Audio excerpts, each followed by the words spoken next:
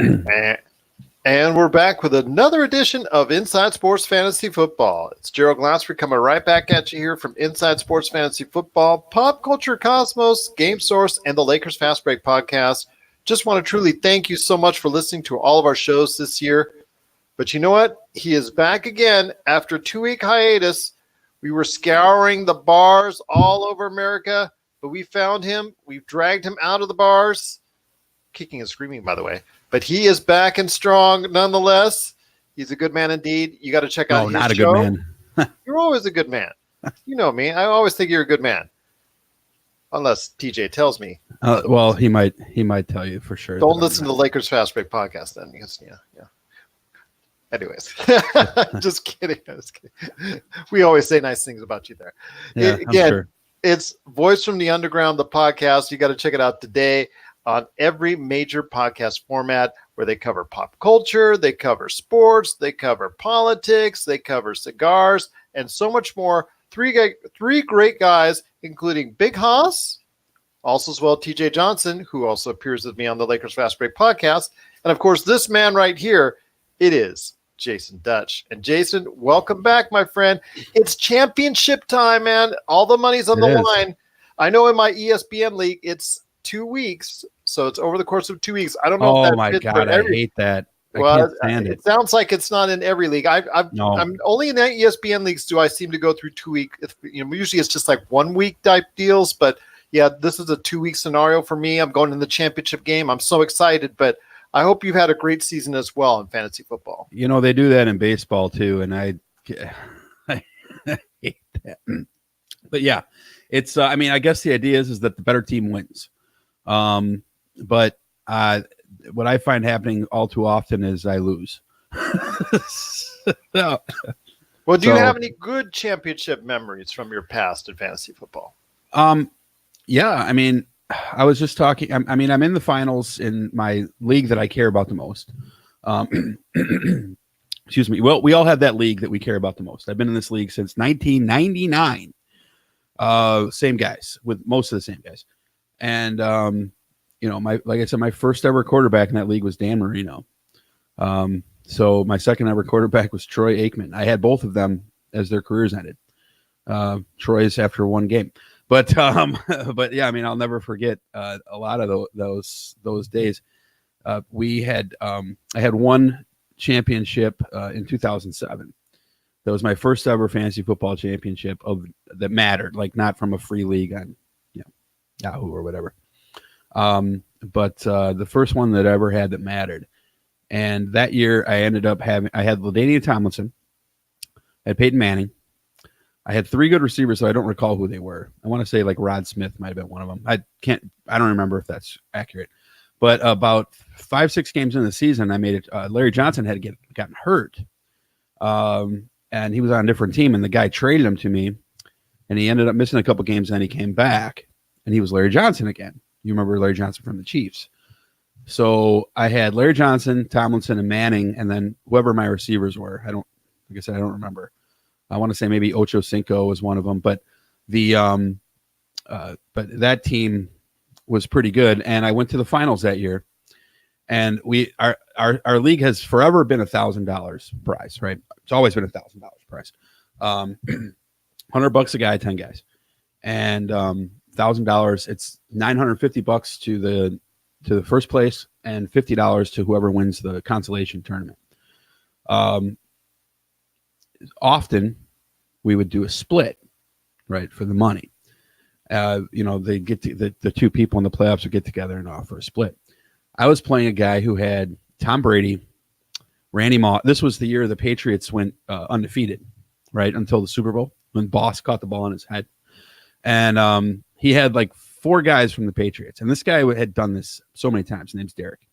He did it with the Rams, 01 Rams. I had the whole team. He did it with, I think he did it some couple years ago, last year with the Chiefs.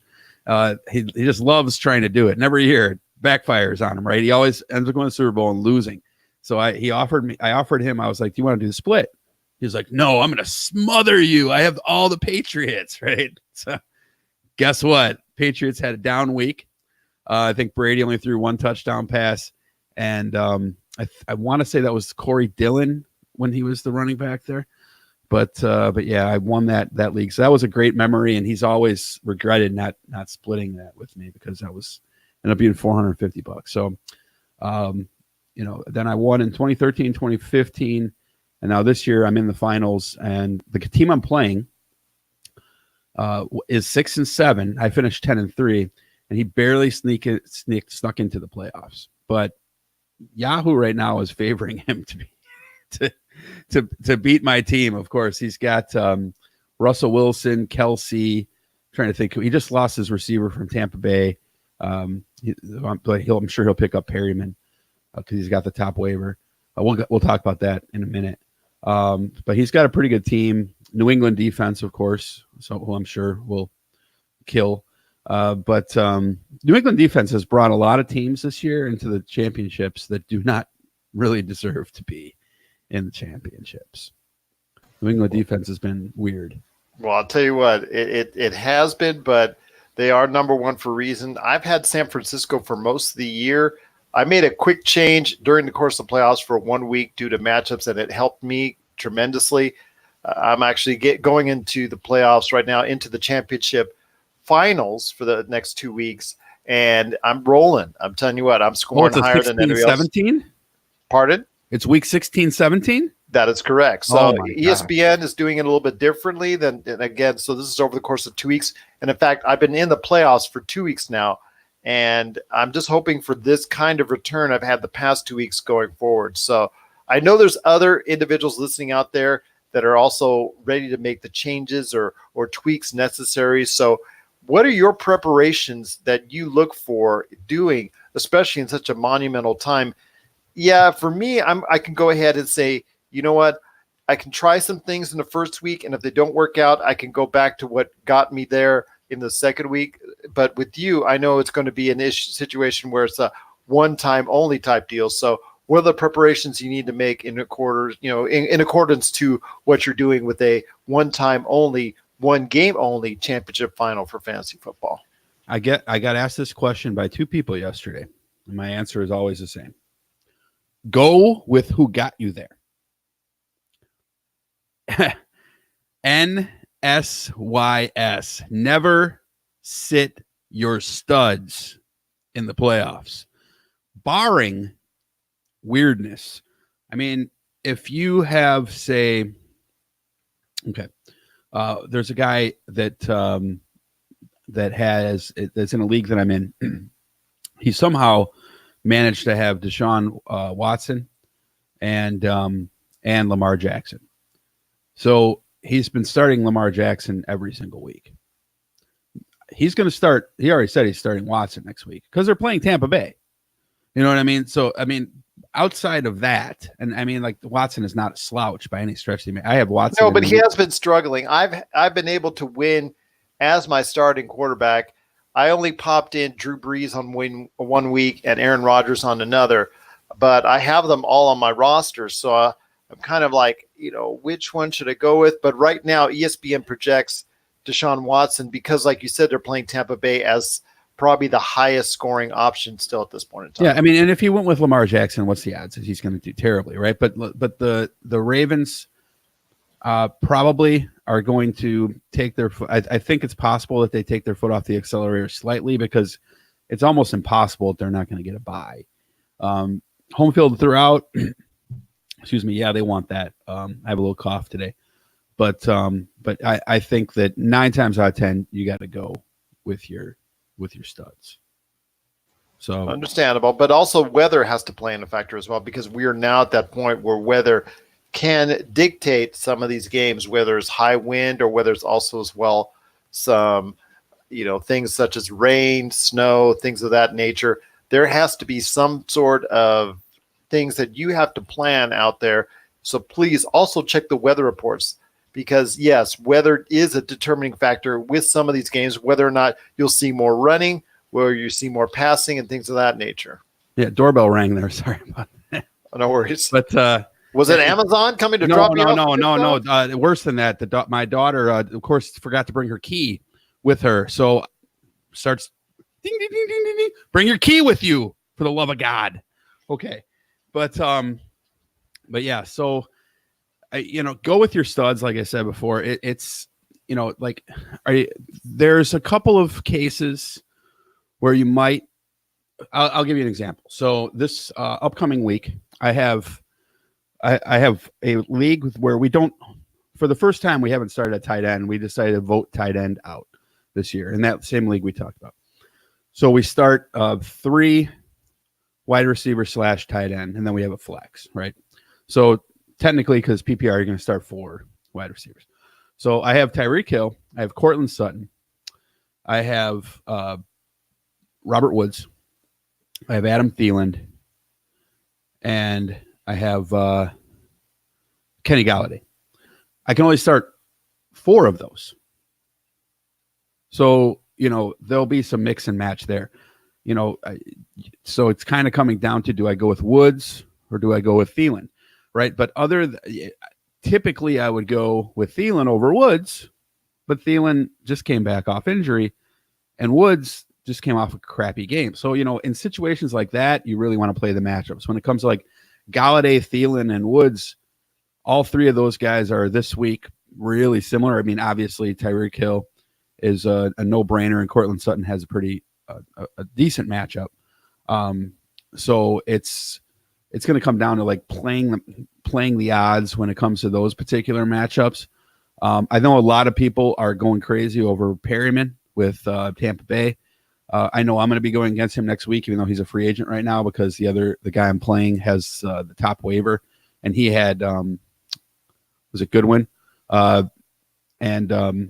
yeah, Mike Evans is out as well. So, it's a no-brainer that he's going to end up picking him up. I kind of wish I would have held on to my number 1 waiver. I had the number 1 waiver before, but I wasted it on David Johnson just because I was like, well, I could use a little bit of depth at running back, so I made the pick. Of course, how would I know that, Tampa Bay was going to have 3 receivers get hurt? But nonetheless, those types of moves can be big, but I don't see Perryman getting 115 yards and 3 touchdowns again next week either. But it is going to be a high-scoring game, so it's highly likely that he'll get in the 16, 18-point range. So maybe I should have pulled the block there. But, I mean, there's a lot of decent matchups this week. The Giants have pretty good matchups. The Eagles-Cowboys game is going to be really interesting. I think there's going to be a lot of offense in that game. So if you have a player going in that game, those 2 teams both keep tripping over each other. Like it's just a crazy year. I mean, who could foresee San Francisco freaking losing to Atlanta? Who that was my number 15 confidence pool pick, right? And it's the only game I got wrong this week. But I'm going to lose because 2 replays. It's just ridiculous. So this has been a fun and wild NFL season. That it has, my friend. That it has. Once again, I'm speaking to Jasen Dutch from the Voice from the Underground. You got to check out his awesome podcast today on every single major podcast outlet. I wanted to go ahead and talk to you now. I wanted to go ahead and talk to you about, before we get into the debate that you got on social media and almost got into fights with people about. We did. There was fighting. I didn't see fighting. It was coming close to it. But that's a little bit later in the show. I want to go ahead and talk to you now about keeper leagues, because this is something that Chris gave some advice on last week. But since you are actually in keeper leagues extensively, I want to hear your thoughts on the procedures and the mindset that you have in these keeper leagues going forward, because not only are you worried about the playoffs, your championship and things of that nature, but you also got to, start looking into who you're going to retain for next season. What's the process you go through, and what advice can you give for people in keeper leagues? So it depends on where you're at, right? If you're eliminated, which is a good chance at this point, in any keeper league worth its salt, you're not playing in the week 17. So that means there's only 2 teams out of however many teams are in the league that are left. So in my keeper league, I was eliminated. I didn't even make the playoffs. This was our first year. So we drafted this year, and, I had just terrible luck. No pun intended, Andrew, with guys that I had taken. So Roethlisberger It's just a disaster. But so because of the fact that I wasn't in the playoffs, I dropped my kicker, I dropped my defense, I dropped a couple like guys who were handcuffs, like Bonifon from the Panthers, and Jalen Samuels from the Steelers, and I just went through and I picked up guys who were free agents. Charles, actually, host Chuck B, who's been on this show, he actually, I think, saw what I was doing, and he went out and re-picked up Andrew Luck, which kind of ticked me off because I was like, oh, I totally forgot. I should have gone and picked up Andrew Luck because there's a halfway decent chance that he decides to come back. And if he does, now he has him. So if you're in a keeper league and Andrew Luck is available, maybe not a bad idea to go pick up Andrew Luck. But what you're looking for is you're looking for guys like that tight end from Buffalo, Knox, guys who might be available, who are rookies or second-year players who have opportunities to make some weight next year in your fantasy team. So I'll tell you a few of the guys that I picked up, and this would have been in week 13. Okay, so right after week 13 was over, and the season ended, I went and I picked up a few guys, and I'll tell you who they were, so that you guys. So Hollister from Seattle, the tight end, I picked him up, which it's not really a sleeper, but he's got a chance, I think, to play next year. Picked up Nick Foles just because who knows? Quarterbacks are very valuable in keeper leagues, so you never know if Nick Foles is going to stay with Jacksonville or if he's going to if he's going to get released and go somewhere else and they go with Gardner Minshew. Who knows? But it's better to have him than let someone else have him. I picked up Mostert, which was a great deal because ever since I picked him up, he's been starting. Probably shouldn't have been available. I picked up Patrick Lard and Gaskin from the Dolphins because who knows what the hell is going to happen in Miami. But, I get to keep 15 guys, right? I picked up Preston Wilson. I picked up Andy Isabella. I picked up, Russell Gage from Atlanta. So all those guys were not on my team during the season. None of them. I think Mostert I might have had earlier in the year when he was a waiver pickup, but I had subsequently dropped him.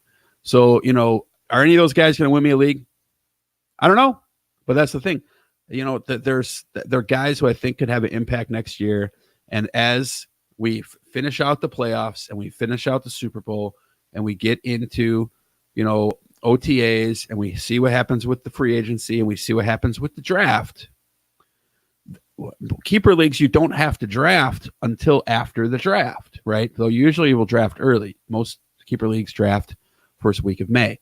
In fact, I think we draft on Mother's Day. Terrible sons. So, it's typically going to be around that time, around Mother's Day when you're going to be drafting. Maybe the week before that, maybe the week after, depending on your league. A lot can happen until then. So how do you know that the 15 guys or 12 guys, or whatever it is that your league has, that you're going to be keeping is going to be the guys that you're thinking it is now? Somebody could break their leg. You could have some sort of tragedy, like a Darryl Kyle thing that takes place. You don't know what's going to happen. You guy could get arrested. He could punch his girlfriend. Then this stuff happens, right? Sorry, beep. But you don't know what's going to happen, right? So have guys on your team that you think there's a possibility, like Andy Isabella, for example, is a great hold in Dynasty. He's probably available. He was a second-round pick this year, right? So, and the guy's a speedster, and he gets like 3 snaps a game.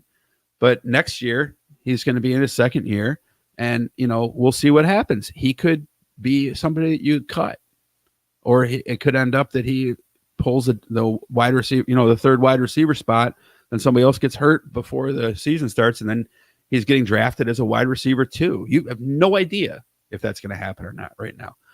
How many years you look at fantasy and the guys that you took this year, like look at Lamar Jackson, right? Probably going to be the MVP. We'll talk about that in a second. But Lamar Jackson is going to go number 1, number 2 next year, not overall, but in the first or second round next year. He wouldn't I took Jared Goff before him, for crying out loud, right? I would think it was like the 7th or 8th round. You have no idea what's going to happen. Like Patrick Lindsay was a huge sleeper, undrafted in most leagues 2 years ago, and had a great year last year. And then this year he's done almost nothing. So he'll go back to, we don't know what's going to happen, right? So plan ahead, throw your dart, look at who was maybe projected to be a good draft pick this year, but definitely stick with rookies and first year players. So one in their first or second year right now. I wouldn't go really too much further than that. I mean, picking up a guy like Brian Scott or something like that is his 4th year in the league and is a journeyman, but that's not going to do anything for you next year. He'll be a backup somewhere. So, he might be a pickup during the year, but we'll worry about that during the year. You're looking for guys that can start or that you can use as trade commodities, because right before that draft, there's going to be an opportunity to trade a lot of people. There's going to be people who have really good teams that are very thin. I've got one team in that league, and I get to keep rambling here, but I've got one team in that league who's just dynamite. He's got Diggs. He's got McCaffrey. He's got Mahomes. He's got Lamar Jackson. He's got 1 or 2 decent wide receivers. And after that, he has absolutely zero, right? So his team's really good. I think he just lost this week, but he went 10-2. So really good team, strong team, going to be good to him for a long time, but he's super thin, right? So there's a guy that you can make a trade with. He maybe want to pick up some depth because he doesn't want to keep the Saints defense as one of his 15 keepers. He would rather trade something off, maybe give you a 5th or 6th round pick for one of the guys that you would subsequently have dropped because you had the foresight to pick him up.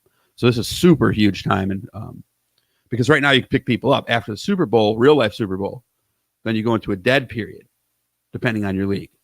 So, play smart. Sound advice indeed for anyone out there in a keeper league. Hope you go ahead and are able to go and focus in on what you need to retain long term, and much success to you, not only this season, whatever is left of it for you, but next season as well. Right.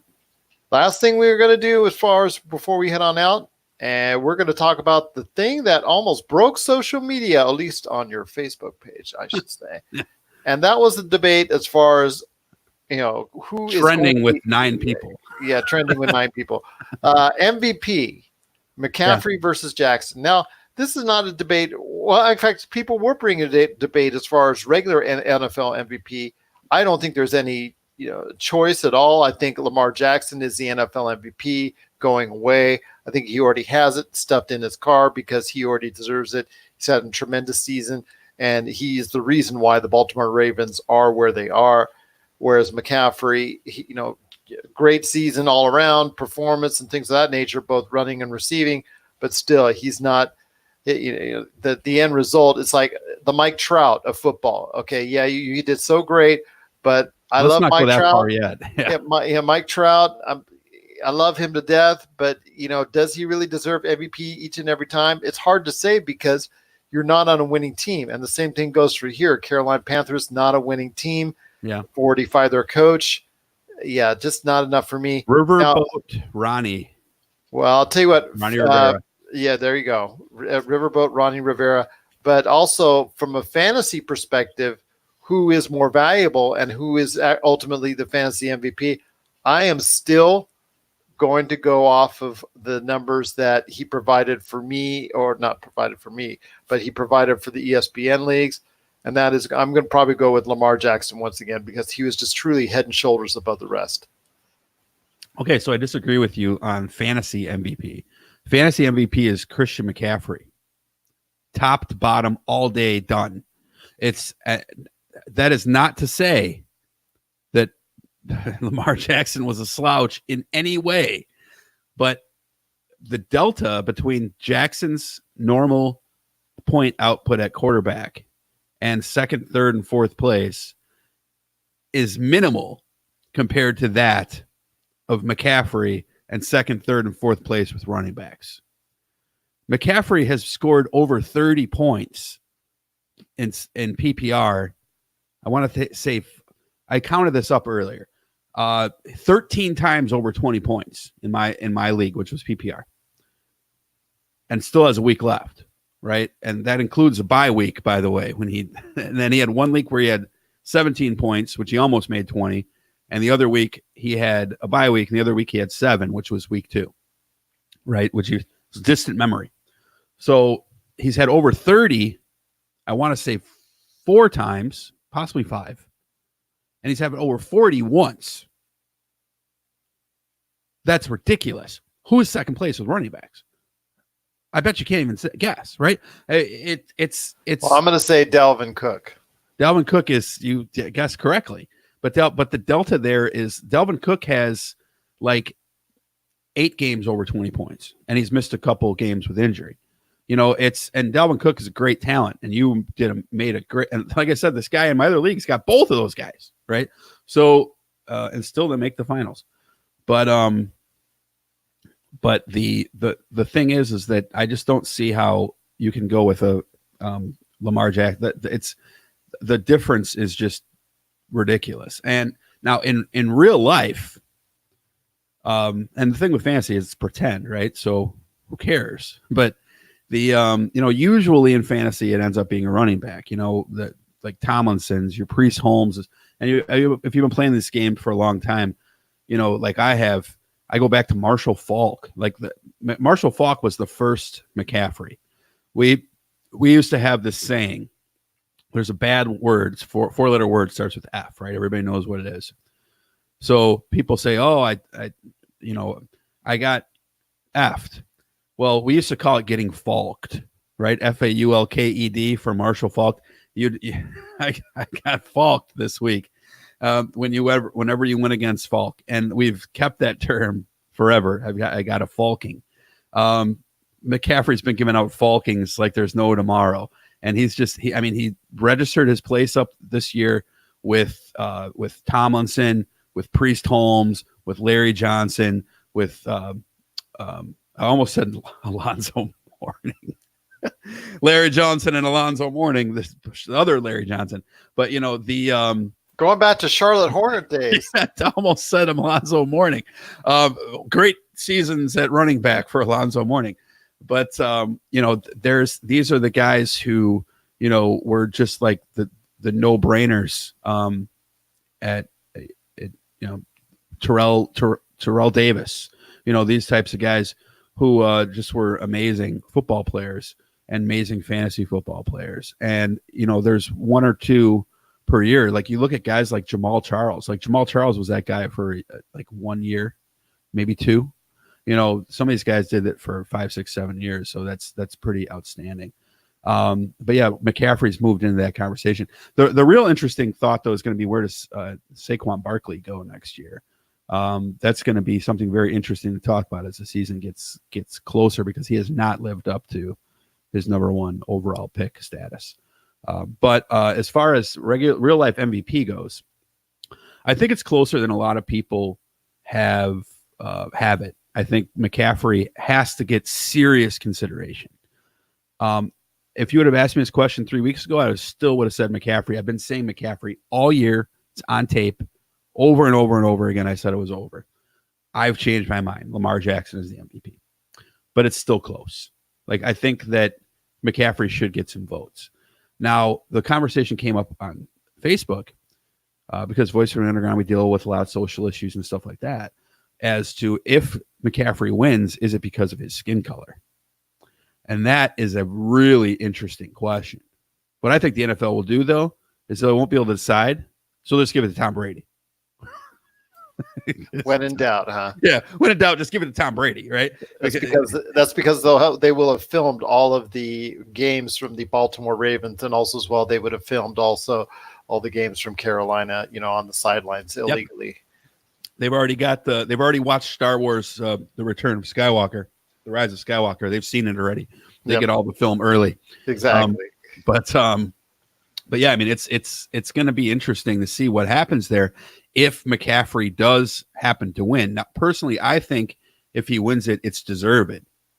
I think it should be Lamar Jackson, but I wouldn't cause a fit if it's McCaffrey. I've been saying McCaffrey since like week 4. But that brings up a big question. Would the NFL just want to have a Caucasian running back as the face of the league? It's the NFL likes team guys. There's people who say, well, they'll give it to Russell Wilson instead of Lamar Jackson because he's more of a team player. The NFL screwed up with Lamar Jackson. They thought he was going to be a wide receiver. Suck it up, give the guy the MVP, right? But I do wonder deeply what would happen here. So it's really, really interesting thought to have. Well, you could talk me into the fantasy MVP as far as Christian McCaffrey. You could talk me into that, but there's no way you could talk me into the real life NFL MVP. Is it just because of where? Is it just because of where the teams are?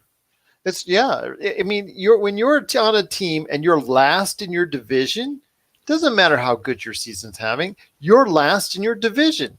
You're MVP of a last place division team. 1987, Andre Dawson. Again, still, you're in last place. That should not happen. I mean, I've told you, I love the Anaheim Angels. I love Mike Trout. But, as a player, okay, get your mind out of the gutter, people out there. But anyways, I appreciate him as what he is. But MVP, I can't make him MVP on a team where when the team is not competitive. I know his WAR. I understand how huge it is. I understand, all the things that he does and all the things that he brings. But when he is one man still as part of a 25-man team, and no matter how valuable he is to the Angels, when your Angels are only, not even getting to 500, that tells you something. There's just really no way they should be giving him that trophy. Lamar Jackson, Same thing, 12-2. I mean, first place. In the conference, and without great receivers. Exactly. And I'm just telling you right now, he deserves it. He's done a tremendous job. He's given everything to the Baltimore Ravens way above any expectations. Like you said, late first round draft pick, they were going to convert him to a wide receiver. So much said about maybe even a running back and all that. But you know what? He's overcome all those premonitions people had, and he's excelled. Just the numbers are there and they all back it up, and it all points toward, and it's not even close as far as regular NFL MVP in Lamar Jackson. Here's the thing you got to look at. If it had happened, Lamar Jackson came out in similar scrutiny to Tim Tebow, right? If it was Tim Tebow who had put up these numbers in his first year or second year and led the Broncos to an 11-2 record with these types of numbers, Tim Tebow would be, they'd carve his name on the MVP trophy and give it to him the next year also, just for the hell of it. Right. So it's like, you have to give it. In my opinion, it is Lamar Jackson, and good for Lamar Jackson. All I'm saying is that McCaffrey has had an amazing season. And one thing that I will say about the MVP award, and this goes for all sports, okay?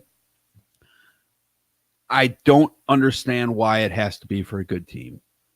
So if you're like, is it the most valuable player in the league, or is it the best player on a good team? It's supposed to be, you're the most valuable guy to have in the sport. So if you took you off of any team and put you on another team, you'd be the most valuable guy on that team.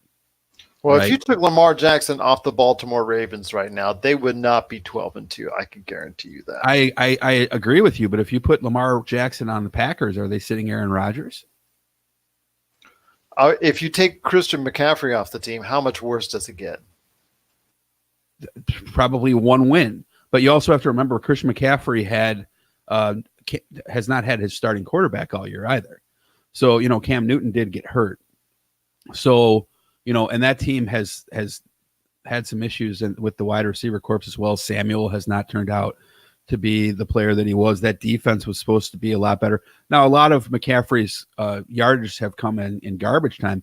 But one of the things with McCaffrey is that McCaffrey is one of the few backs in the league who is not only the first down back, but he's also the third down back, right? So he's getting, like, if you look at the Colts, you got Marlon Mack, who's a good running back, but every single week, Marlon Mack might get you 15, 16 points. And then you look at Nakeem Hines, who he's going to get you 8 or 9 points also, right? Because he's the third down back. McCaffrey plays both of those roles. So essentially he's playing the role of two players. So I totally see a path for Christian McCaffrey.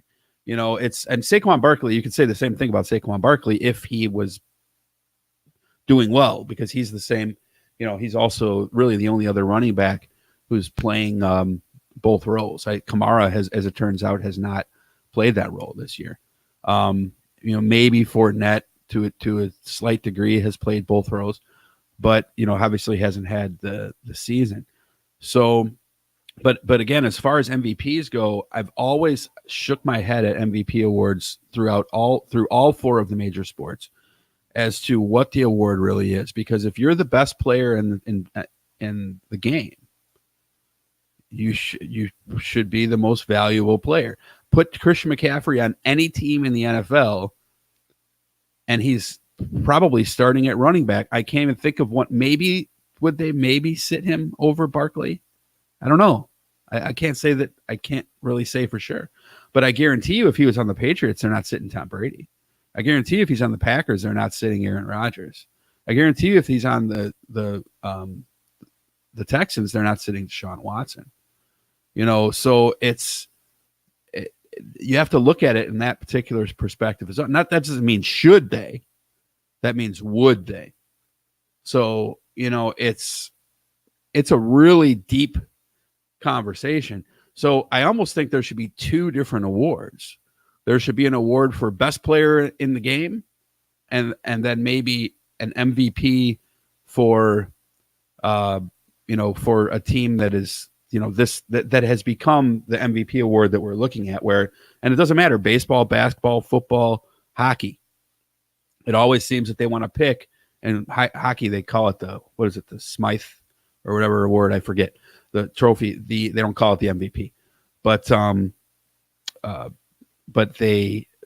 it's the same thing. They always pick Alex Ovechkin or somebody like that, you know, Steve Yzerman, because they were on a good team, even though somebody like maybe Roenick might have had a better season, but he happened to be playing for a lowly Blackhawks team that year.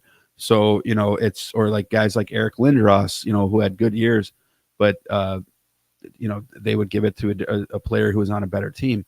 Like Matt Sudin, I think, won the MVP one year in hockey, and he wasn't even by far the best player in the league. He just happened to be the best player on the best team. So, you know, it really begs the question as to, do we need to look again at these awards and see if maybe we shouldn't find room for another award that is a little bit more clearly defined? I don't know, but that's a completely different conversation there. So. Well, all right. It's been a great conversation, though, indeed, right here on Inside Sports Fantasy It's just been Football. me ranting. That hasn't been a conversation at all. No worries. But I'm glad to hear your thoughts. If you have thoughts out there on the decision between McCaffrey versus Jackson for either fantasy football MVP or the regular NFL MVP, we'd love to hear your thoughts. isfantasyfootball@yahoo.com or at Inside Sports FF on Twitter. That's isfantasyfootball@yahoo.com or at Inside Sports FF on Twitter. If you have questions for us, lineup changes, waiver thoughts as far as it's concerned, anything else to help you in those championship games, either whether you have a 2-week or a 1-week championship game coming up, we wish you the best of luck on that as well. And I'll tell you what, before we head on out, Jason, I want to ask you real quick, what's going on with everything at the Voice from the Underground? And real quick, congratulations to you if you picked up Kenyon Drake and he put you in the finals. There you go. Who would have seen that coming 4 weeks ago? I know.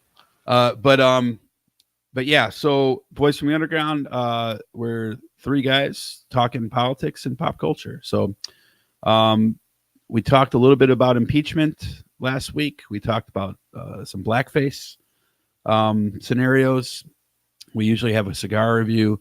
What we usually do is we'll pick, and we're going to change the show a little bit up for next year. We got one more show upcoming this Wednesday. We'll be recording it, and then we're going to take a break for the holidays. But what we're going to do mostly, I think, next year is we're going to pick a movie. We've done this a bunch of times, but we're going to start doing it at least every other show. We're going to pick a movie. The first movie we're going to do is Blazing Saddles in 2020. And the movie will usually have some cultural impact. And what we do is we kind of look at that movie, give a review on it, and then juxtapose that with what we see in our society today. And what issues are still relevant, which ones aren't, which social stereotypes there are. We've done Crash, we've done Zootopia, we've done a lot of cool movies. So it's a good podcast, and you should check it out. You should subscribe, rate, and the second best podcast of the guys on this show. Well, the first one hopefully will be Inside Sports Fantasy Football, but again, that's Voice from the Underground. You got to check it out today. And also Inside Sports Fantasy Football, if you get a chance and listen to us on Apple Podcasts, we truly hope that you'll give us a 5-star review. Once again, that's a 5-star review to give us a little bit more, I guess, highlight as far as to anybody out there looking for a fantasy football podcast to go ahead and make it more visible to people all over the world. We truly thank you if you do for taking the time. And you can also send your comments and questions through a 5-star review as well.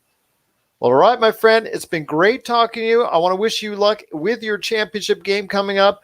I know I'm real excited for my 2-week championship game coming up as well. Part 2 this week will also include Chris Sardieri. He's going to come up for the second part of this conversation when it concerns championship game and fantasy football, all that great stuff going on. Also, I want to give a big thank you to our listeners out at the Cuyahoga Valley Radio Network. Can't thank them enough for being a part of the show. And to everyone out there, if you're in the middle of the championship fight or the playoffs, I want to go ahead and wish you the best of luck right here from all of us, including Jason Dutch and myself, Gerald Glassford, right here at Inside Sports Fantasy Football. And thank you for watching.